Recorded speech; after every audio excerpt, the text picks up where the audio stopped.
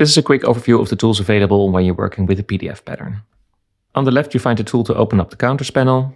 Just tap on it to increase your current row or your repeat, for instance, and use the More Options button for things like changing the name, the color, or adding additional counters.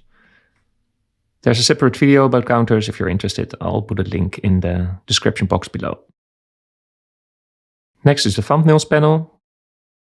Again, use the More Options button for more options like deleting the page, rotating it, or inserting a new empty page. You can also tap and hold on the page like this and drag it around to change the order. This tool is for placing objects on top of your PDF. So first one is to cut out a portion of your PDF. So I select it and drag around an image like this, for instance.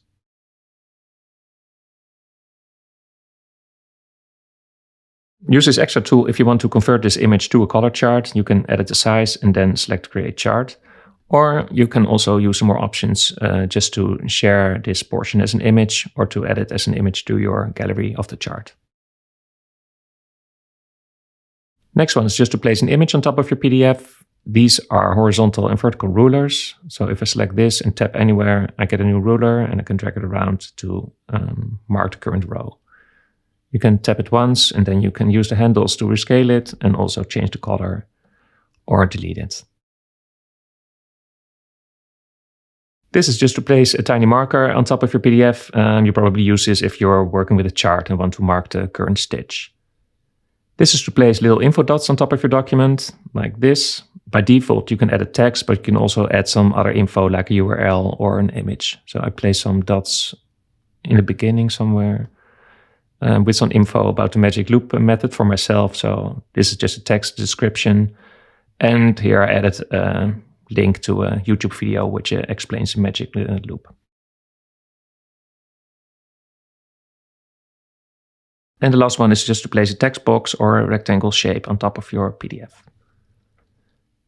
This is the Pen and Move tool, and you use this to scroll around in your document and also to zoom in and zoom out. Then you have the Ink tool. You can select the marker, mark important portions of your PDF, or use the pen to draw a highlight on top.